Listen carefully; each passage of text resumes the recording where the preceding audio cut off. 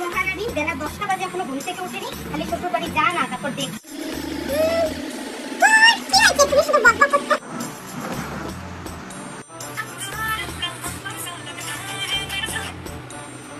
সারাটা দিন শুধু ফোন ফোন, একটু তো হাতে হাতে কাজও করতে পারি। শ্বশুর বাড়ি গেলে রান্না বান্না কিভাবে করবি? তখন তো তোর শাশুড়ি বলবে বাপ মাই কিছু শিখায়নি।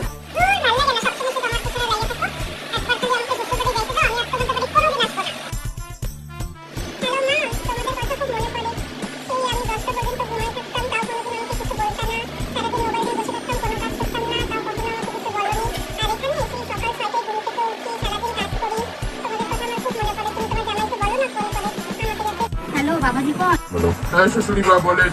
বললাম যে আমার মেয়েটাকে একটু পাঠাই দাও না, আমার খুব দেখতে ইচ্ছা করতেছে, একটু পাঠাই দিলে ভালো হতো আর কি। ঠিক আছে আপনার দিকে পাঠিয়ে দিচ্ছি। কি খুব তো বলতাম, আমাকে এখানে সবাই গালি দেয়, তাড়াতাড়ি বিয়ে করো, আমি আর এই বাড়ি